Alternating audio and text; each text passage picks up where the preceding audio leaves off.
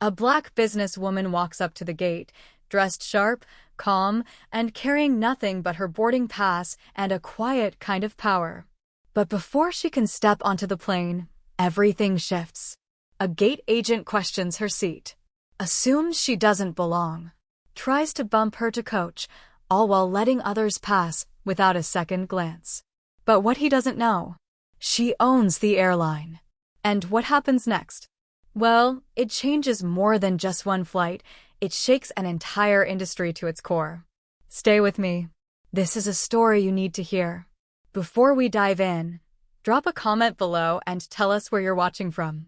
And if this story strikes something in you, don't forget to hit that subscribe button. There's something peculiar about airports. They are cathedrals of modern man, built to suggest equality with their metal wings and blinking gates. But I have always believed that if you want to study a nation's soul, go to its waiting rooms. And this morning, at Gate 14 of Hartsfield-Jackson in Atlanta, the waiting room said more than it intended. Celeste Monroe stood calmly, almost regally, in line. Her hair pulled into a tight bun, her eyes cool and clear, her black leather briefcase worn but polished, evidence of a woman who's fought battles, won them, and worn the scars as quiet medals. She was a woman who had built her own empire, a fortress of equity in a world that preferred convenience over justice. But today she didn't wear the armor of the CEO. She wore civility. And civility, for a black woman, is both strategy and shield. The boarding line buzzed with murmured impatience. Businessmen in navy suits murmured about deals, a mother hushed a child, and behind the counter stood a man named Bryce Langston, his skin pale and flushed from a career in routine. His eyes passed over the boarding passes of others without pause until Celeste stepped forward. He looked at her the way the South has looked at black women for centuries, with suspicion born not of evidence, but of inheritance. That gaze, passed down like a cursed heirloom. "Ma'am," Bryce said, voice dry as a cotton ball, "there seems to be a problem with your boarding pass." Celeste didn't flinch. "Is there? Perhaps you'd be good enough to explain it." He studied the slip of paper as if it were counterfeit currency. "First class, huh?" he said, more to himself than to her. "But you're not on the priority list." There it was, that subtle, sharp edge of condescension, honed over generations. He didn't shout. He didn't sneer. That would have been too easy to fight. No, his racism was more refined than that, smoothed over by policy, hidden in procedure. Like the South learned to wear its hat in church clothes. Behind Celeste, the line grew longer. The tension pulsed, not loud, but heavy. People shifted. A man with a Bluetooth headset sighed. A white woman raised an eyebrow, then looked away. Most said nothing. Silence, after all, has always been the most polite form of complicity. Celeste stepped aside, her expression unmoved. She had learned long ago that to confront racism in public meant walking a tightrope strung between dignity and danger. "I purchased a first-class ticket," she said, quietly. "And I will board with first-class passengers." Bryce narrowed his eyes. "Let me check with my supervisor." He turned and walked away, leaving her in the purgatory of presumed fraudulence. Now, dear reader, especially you who have seen decades turn on this land, we both know this was not about a seat. This was not about boarding groups or ticketing software. This was about the American lie, that class can outpace color. That money, success, decorum, any of it, can shield you when your skin has already been read as a threat. Celeste waited, not for the seat, but for the system to remember who she was. And that, too, is its own kind of burden. Behind her, a young man in khakis breezed through. First class. No questions. Celeste did not turn her head. She simply smiled. A small, patient, devastating smile. The kind black women have worn for generations. The plane, like the country it flew over, pretended to be neutral. Inside its sleek silver belly, first-class passengers were already settling in, ordering sparkling water or pre-departure bourbon, pretending that the thin curtain behind them actually meant something. Celeste Monroe stepped across that threshold, Boarding pass now confirmed. Voice of the supervisor low and apologetic, eyes averted. She did not accept his apology. She accepted the inevitability of it. For this was not the first time she had been mistaken for less than she was. And she knew it would not be the last. Her seat, 1A, sat beside a man with salt and pepper hair and a wedding ring that looked older than some of the crew. He was reading the Wall Street Journal, his brow furrowed in the righteous work of managing wealth. He looked up as Celeste took her seat, and in that single flicker of a glance, so quick it might have been imperceptible, she read it all: surprise, calculation, dismissal. And then, just like that, he returned to his paper. The flight attendant, a young woman named Tessa, approached with forced cheer. "Can I get you something to drink, miss?" "Monroe," Celeste said. "Miss Monroe," Tessa repeated, hesitating slightly, as though the name didn't fit the face. "I'll take water." "No lemon." Tessa nodded. "Of course." And yet, when she returned, the glass had a lemon slice floating lazily on the surface. A small mistake, but Celeste had learned long ago that indignity came in teaspoons, not buckets. Across the aisle, the man with the journal struck up a conversation.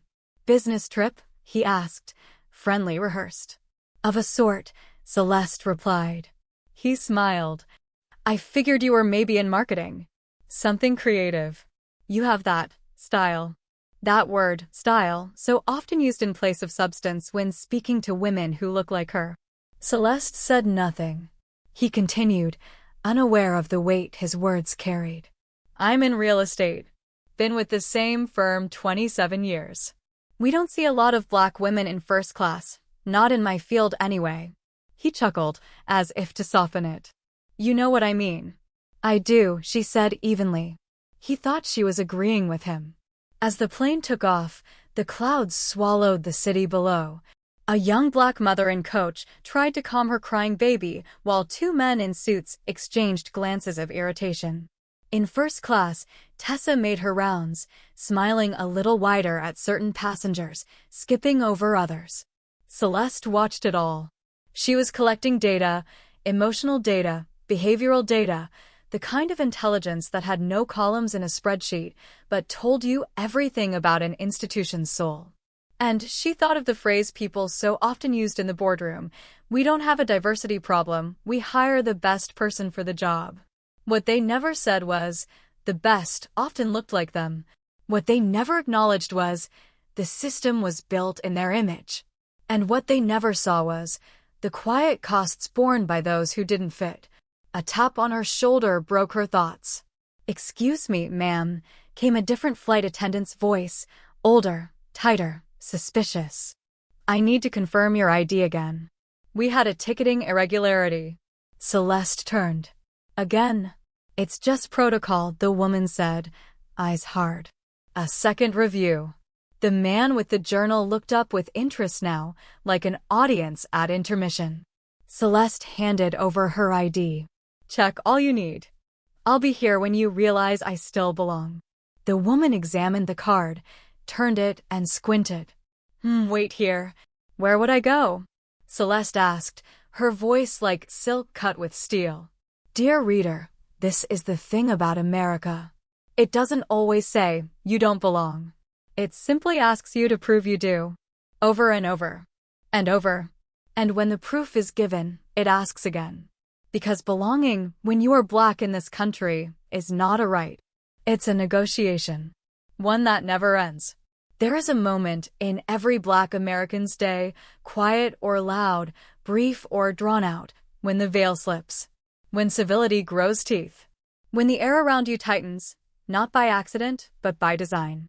For Celeste Monroe, that moment arrived at 36,000 feet. The flight attendant who had taken her ID, Janice, stiff and perfumed like a memory of another era, returned from the front of the cabin with it in hand, her face unreadable. "Everything seems to be in order," she said, handing the card back without apology. Celeste took it slowly. "Was that ever in doubt?" Janice hesitated. "It's standard procedure, ma'am. Just making sure."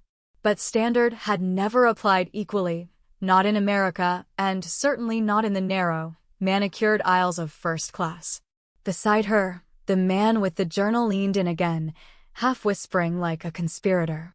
"Don't take it personally," he offered. "They're just doing their jobs. We live in strange times." Celeste turned to him, her gaze steady. "Yes," she said. "Strange that confidence wears a color and suspicion wears a uniform." He looked away. The turbulence that followed was not from the skies, but from the cabin. It began with the woman 2 rows back. White, mid-50s, pearls and perfume, one of those women who carried their entitlement like a church purse. She had asked for a second glass of wine, and when the attendant delayed, she pressed her call button again and again. When Celeste politely leaned back to let her pass, the woman muttered just loud enough. First class used to have standards. It wasn't the words. It was the weight behind them. The implication. The code. And Celeste had long ago learned to speak fluent code. A child cried in the coach. The curtain between classes fluttered with the shifting air. Celeste thought of her mother's voice back in Harlem, telling her as a girl, "Don't give them a reason to doubt you, because they'll invent one if you don't." So she smiled. Not out of peace, but preservation. She turned to the window. The clouds below were soft, white, and endless. Funny how they looked the same no matter who you were. And yet up here, even the clouds had a seating chart. Later, a flight attendant came offering warm towels. She skipped Celeste. Didn't see her. Or rather, saw her and chose not to see her. That's the thing about erasure, it isn't always loud. Sometimes it looks like forgetfulness. A towel not offered. A menu not handed out. A name never learned. In the galley, Maya Rodriguez, Celeste's assistant, sat in economy watching the dance from afar. She saw it all. The performance of professionalism. The hierarchy hidden behind smiles. And she scribbled it down, each slight, each omission, like a historian of harm. Back in first class, Celeste reached for her journal. A leather-bound one, worn and loved. She jotted notes as well, not just of the service, but of the silence. Because silence, she knew, had a color too. The descent began slowly. The seatbelt signs dinged on. And still, no apology had been offered. No reckoning. Because there is no turbulence for those who sit atop the system, it is always smooth flying, always blue skies, even when they are flying through your storm. And so I tell you this, my friends, especially you who have lived long enough to forget how sharp the world can be when it does not expect your resistance. Discrimination is no longer shouted. It is whispered in delays, in dismissals, in the way your seatmate assumes you are, in marketing rather than owning the airline. In America, racism didn't die. It got polite. There are 2 kinds of Americans on a plane, those who walk down the aisle like they belong to the sky, and those who move as if they must earn the right to breathe its air. Celeste Monroe, newly crowned owner of an airline, knew this truth intimately. Not because someone had told her, but because the world had taught her. Every boardroom, every airport, every moment she'd stood in power and been mistaken for the help had etched it into her soul. But on this flight, her flight, something deeper stirred. The cabin became a kind of theater, and each small act, a revelation of the script this country still refused to rewrite. It started with the coffee. Amara, the flight attendant who had served Celeste's neighbor, a white man, with warm cream and 2 sugars, returned with Celeste's cup black and lukewarm. She smiled, almost sheepish. "Sorry, ma'am. We're out of cream." But moments later, cream appeared like a magician's trick for another passenger, 2 rows up. A white woman with a designer scarf and a voice soft as Sunday morning. Celeste said nothing. She didn't need to. The performance had played out many times before. But someone else had been watching. A young Latina flight attendant, Sarah, leaned into the galley with a question for Amara. "I thought we were out of cream?" Amara's smile didn't falter. "Found some in the back." And just like that, the lie hung in the air, weightless but heavy, like smoke from a candle nobody remembered lighting. Sarah said nothing, but her silence crackled. Meanwhile, back in economy, Maya Rodriguez took notes. She wasn't watching for drama, she was watching for patterns. Her trained eye saw the way a Middle Eastern man was asked twice to confirm his seat, while a white man in cargo shorts stumbled into the wrong row and was politely redirected. Saw how a black teenager was ignored when he rang the call button. How a single black mother with a toddler was told there was no room for her carry-on, only to watch a white couple board minutes later with 3 bags and a stroller. It was not personal. That was the trouble. It was patterned. And patterns, unlike mistakes, require intention. Up front, Celeste opened her laptop, but not to work. She was rewriting her address to the board. Today had shown her that change couldn't come through memos and mission statements alone. Her finger hovered over a sentence she'd just typed. This airline will not lead with slogans. It will lead with action. She deleted it. Not strong enough. Instead, she typed, "We will name the problem. We will uproot it. Or we will fail." The turbulence returned, not from the clouds, but from the cabin crew. One of the flight attendants, Richard, a senior white man with years of service but little warmth, entered the galley with a scoff. Passengers these days are so sensitive. You smile wrong, and they act like it's a hate crime. He didn't know Celeste could hear him. He didn't know the CO was sitting 10 feet away. Sarah froze. She looked at Amara, then at Celeste. Nobody said a word. In the quiet that followed, Celeste closed her laptop. She turned to Sarah as she passed. "What's your name?" she asked. "Sarah, ma'am." "You've been watching." Sarah hesitated, then nodded. "I have." "Good. Keep watching. And remember everything." The tension in the air grew, not because someone raised their voice, but because no one had. That is the peculiar ache of racial bias. Its strength is not in confrontation, but in its invisibility to those who do not suffer it. To the passengers, it was just another flight. To Celeste, it was a mirror. And what she saw staring back was a reflection too many had accepted for too long.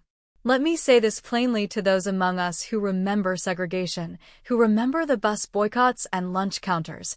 Racism has not vanished. It has evolved. It is not a shout in the street. It is the quiet denial of dignity.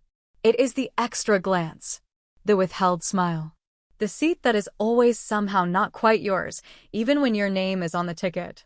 Celeste looked around that cabin, her cabin, and saw a battle unfolding not in fire, but in the cold.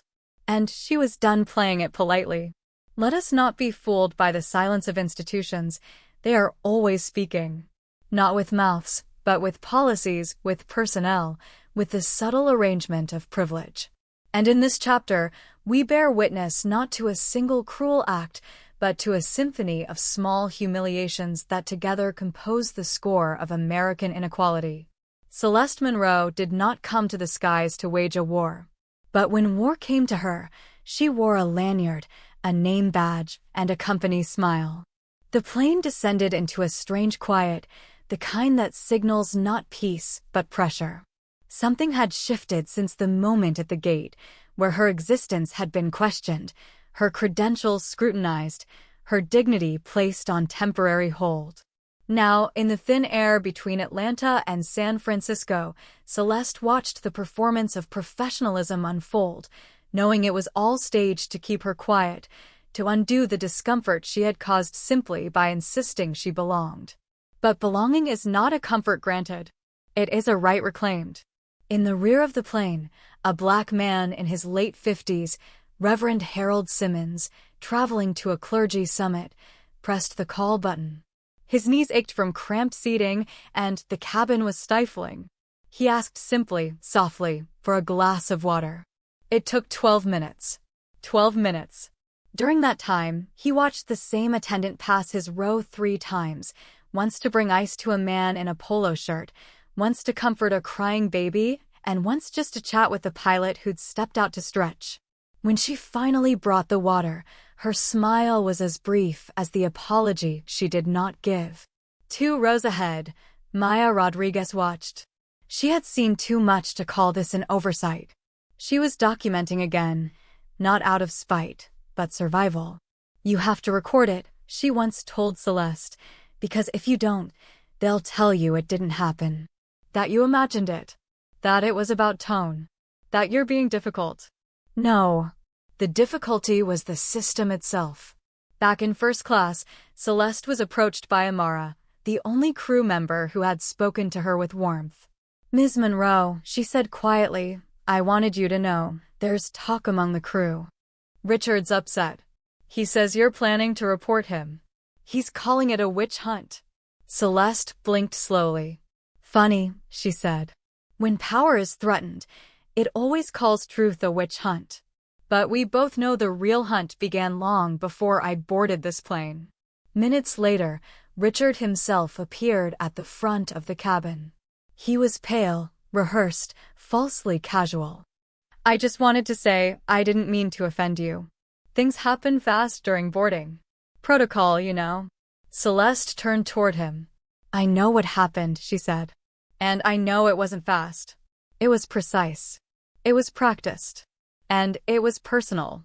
Richard's eyes narrowed. "You people always make everything about race." There it was. The curtain fell. The subtext had become text. The air turned colder than the cabin could account for. Every passenger who heard it turned away, except for one, Marcus Chin, the businessman from before.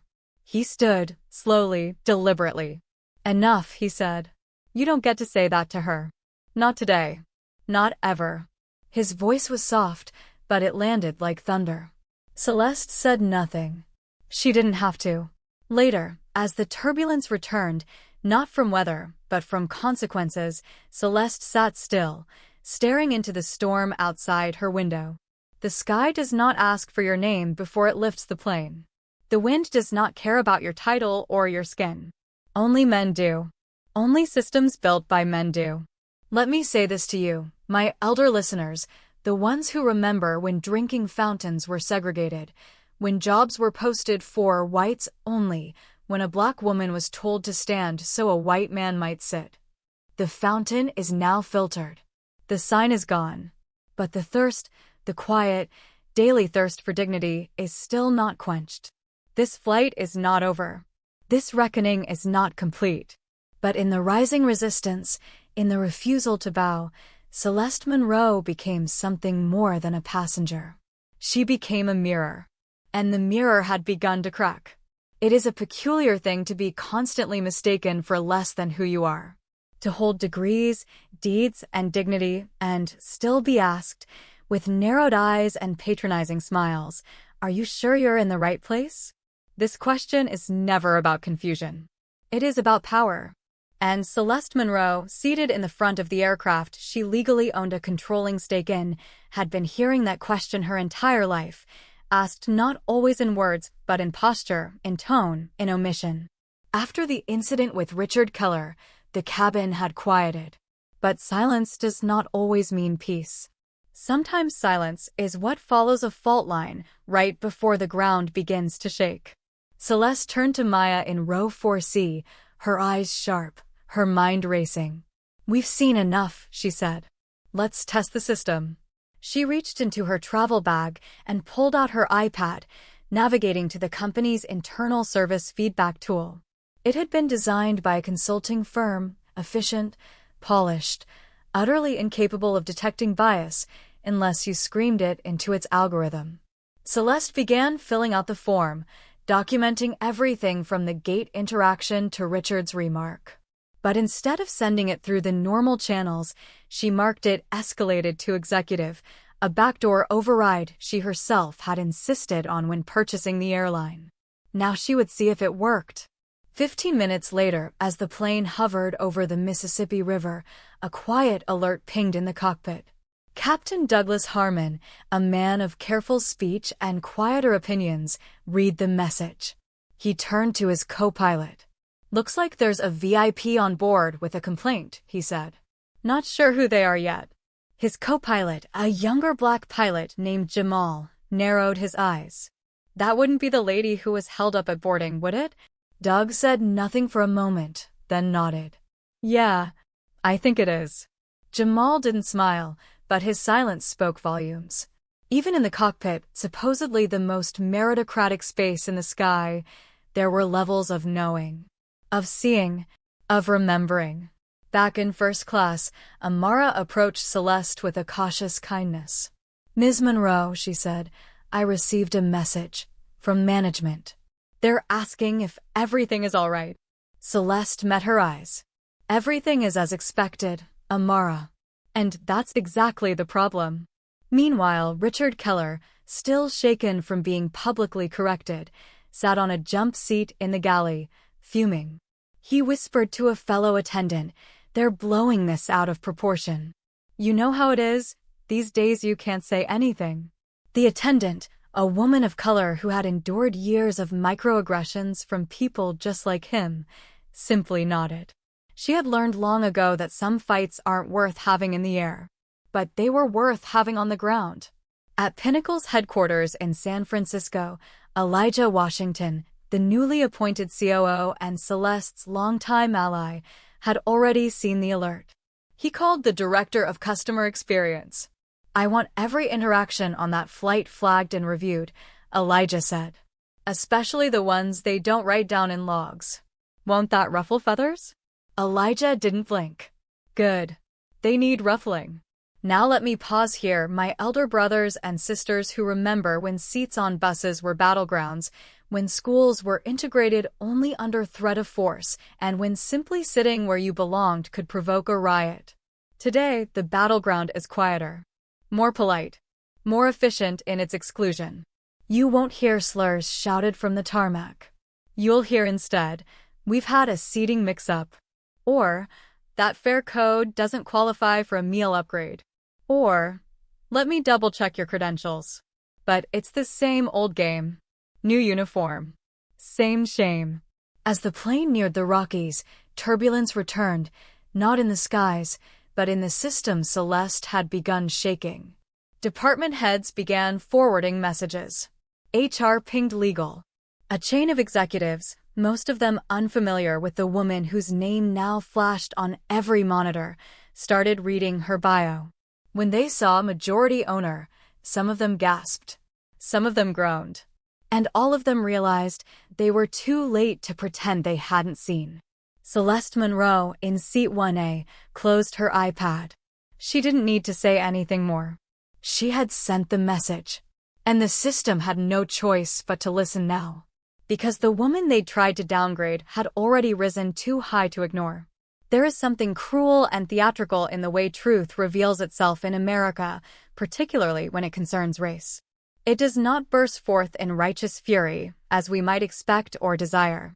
No, it leaks out like steam from a fractured pipe, fogging windows, setting off alarms, causing discomfort long before anyone admits the heat is rising.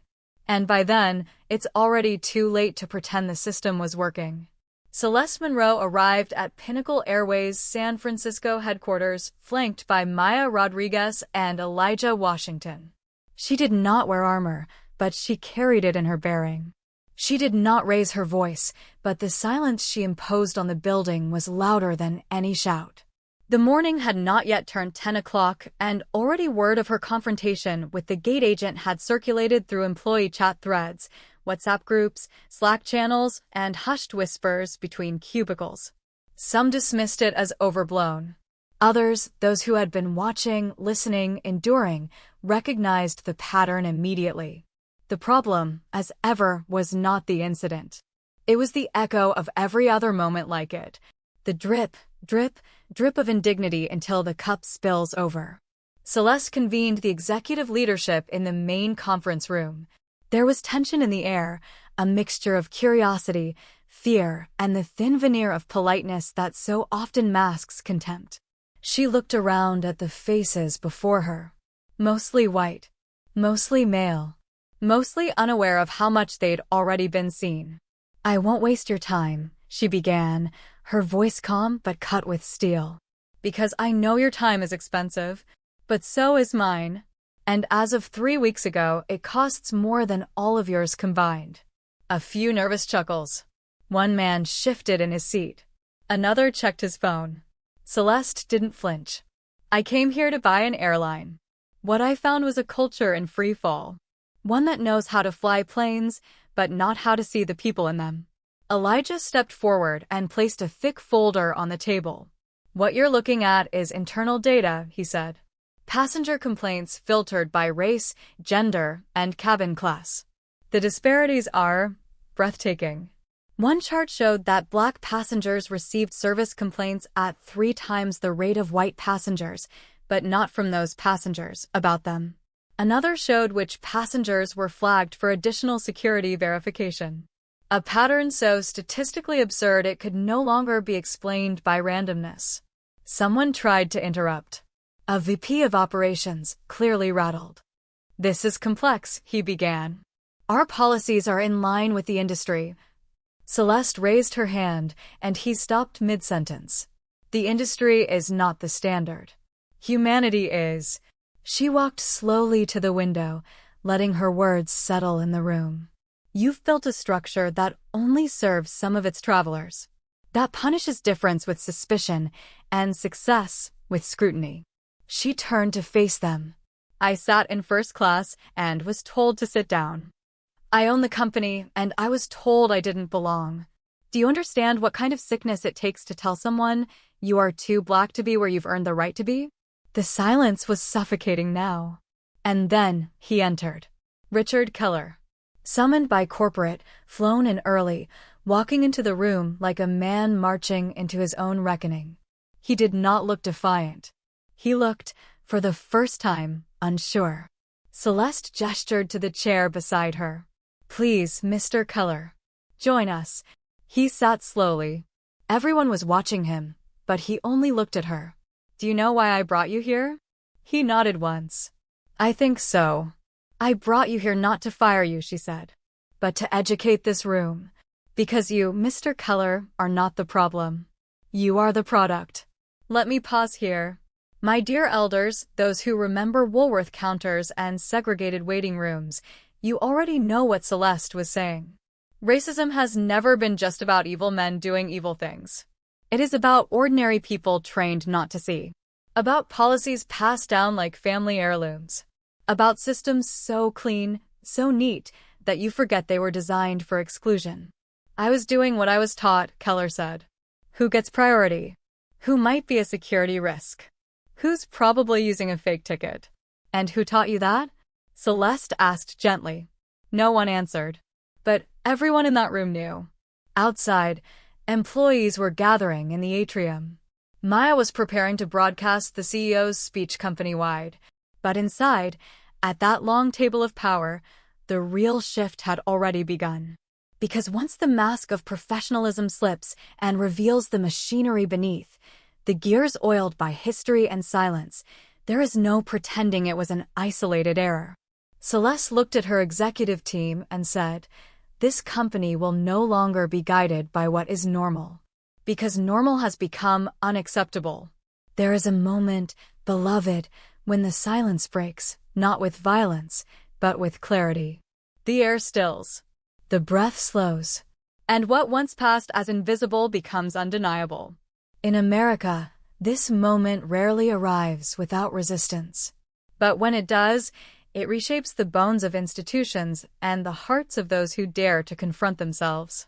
Celeste Bennett stood before the assembled employees of Pinnacle Airways, technicians in grease-stained uniforms, flight attendants in crisp blues, agents behind counters, and executives in suits, some still tugging at the neckties that had grown tight in the morning's heat of truth. The atrium was filled to capacity, the weight of anticipation heavier than the marble columns holding up the ceiling. She began not with data, nor with applause, but with a story. "I once flew standby with my mother when I was 12. We had one suitcase between us, packed with dreams and hand-me-downs. I remember the gate agent's eyes skipping over us like we didn't belong. I remember her smile when she called a different family forward. And I remember thinking, we must have done something wrong." She paused. "I now know better. We hadn't done anything wrong, but the system had." Behind her, screens lit up with data, disparities in service, disciplinary patterns, hiring imbalances, but Celeste didn't gesture to them. Because she understood something corporate America too often forgets. Numbers don't move people. Stories do. Truth does. Dignity does. This is not a witch hunt, she said. It's a reckoning. A reckoning with the idea that your uniform, your salary, your smile can excuse behavior rooted in fear and bias. And then, without ceremony, she called Richard Keller forward. There was an audible shift in the room. Some expected him to be fired. Others expected him to break. But he did neither. He stood at the microphone and said, "I've spent 20 years greeting passengers. And I realize now I was trained not just to check documents, but to check assumptions. And my assumptions were wrong." His voice trembled slightly. "To Miss Bennet, to the passengers I dismissed or judged, to the colleagues I failed to defend, I was wrong. And I want to be part of building something better. Now, my elders, I know what you're thinking. An apology doesn't fix history. And you're right. But it does begin to undo the silence." Celeste stepped beside Richard and said, "Starting today, Mr. Keller will lead our Passenger Dignity Initiative, training those at the front lines to see each passenger as fully human. He will be joined by Destiny Miles, a woman who came forward with documents that prove these patterns are not unique to us." The room was quiet, wary, but leaning forward now. A shift had begun. But Celeste didn't stop there. She looked toward the back, where a young black mechanic stood, his arms crossed, his name patch reading Terrence. "You filed 3 complaints last year," Celeste said. "Each one was closed without action. I've read them. And I believe you." Terrence didn't move, but his eyes met hers with something rare, recognition. The kind that comes when someone finally says, "I see you." That, beloved, is what this chapter has always been about. Recognition. Not just of faces, but of humanity. Not just of mistakes, but of the systems that make them inevitable. Celeste closed the meeting with a promise, not of perfection, but of persistence. "There will be no more pretending," she said. "Not in the break room. Not at the gate. Not in first class. Every policy, every training, every promotion will now be weighed against one simple measure. Does it affirm dignity?" As people filed out, quiet conversations sparked like small fires, questions, confessions, curiosity.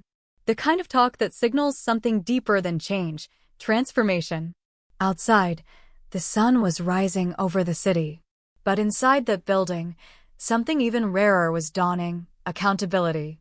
And as Celeste stood alone in the echoing silence, she whispered what every elder in this country already knows deep in their bones. The arc of the moral universe may bend toward justice, but only if we lean on it, every damn day. This was the end of a chapter, yes. But the story? The story was only just beginning.